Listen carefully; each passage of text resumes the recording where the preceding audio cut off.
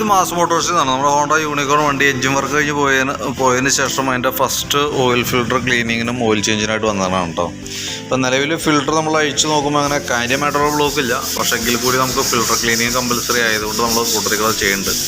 Filter clean ചെയ്യാൻ നമുക്ക് ഈ ക്ലച്ച് കവർ ഈ ഭാഗം അഴിക്കേണ്ടതായിട്ടുണ്ട്. അപ്പോൾ നമ്മൾ അഴിച്ച് ക്ലീൻ ചെയ്ത് ഓയിൽ ചേഞ്ച് ചെയ്യാനുണ്ട് കേട്ടോ. പിന്നെ അതേപോലെ തന്നെ നമുക്ക് ഈ ടാപ്പറിൻ്റെ സൈഡ് വാൽവിൻ്റെ സൈഡിൽ ചെറിയൊരു നോയ്സ് ഉണ്ടായിരുന്നു.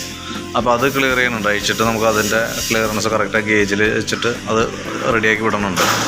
അത് കൂടാതെ കൊണ്ട് നമുക്ക് ഓൾറെഡി കാർബേറ്ററിന് ചെറിയൊരു കംപ്ലയിൻ്റ് ഉണ്ട്. കാരണം ഓൾറെഡി കാർബേറ്റർ തേയ്മാനം ഉള്ളത് കൊണ്ട് തന്നെ ചെറിയതായിട്ടൊരു മിസ്സിങ് ഉണ്ടായിരുന്നു.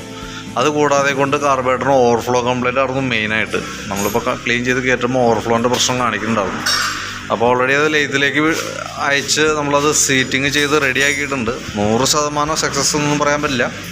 പക്ഷേ ഇപ്പം നിലവിൽ കംപ്ലയിൻ്റ് ഒന്നുമില്ല. അവരും അതായത് ലെയ്ത്ത് വർക്കിലും അവരും ഗ്യാരണ്ടി ഒന്നും പറയണില്ല.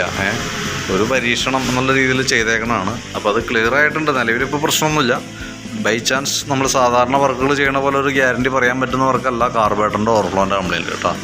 അപ്പോൾ അങ്ങനെ ഒരു റിസ്ക് ഉണ്ട്. പക്ഷേ എങ്കിൽ കൂടി നമ്മളിപ്പോൾ അത് ക്ലിയർ ചെയ്ത് റെഡി ആക്കിയിട്ടുണ്ട് കേട്ടോ. അപ്പോൾ ഞാൻ അതിൻ്റെ ഏകദേശം ഒരു ഓയിൽ ചേഞ്ചും ഫിൽട്ടർ ക്ലീനിങ്ങിൻ്റെയും കാർബേറ്റർ സീറ്റിംഗ് ഒക്കെ ചെയ്തെടുത്തേക്കണതിൻ്റേതായിട്ടുള്ളൊരു എസ്റ്റിമേറ്റ് നോക്കിയിട്ട് അതിൻ്റെ ഡീറ്റെയിൽസ് ഒന്ന് വാട്സാപ്പിലേക്ക് ഒന്ന് സെൻഡ് ചെയ്തിട്ടേക്കാം കേട്ടോ. Work complete ആവണുള്ളൂ. തീരുന്നതനുസരിച്ച് ഓഫീസിൽ നിന്ന് കോൺടാക്ട് ചെയ്തോളൂ.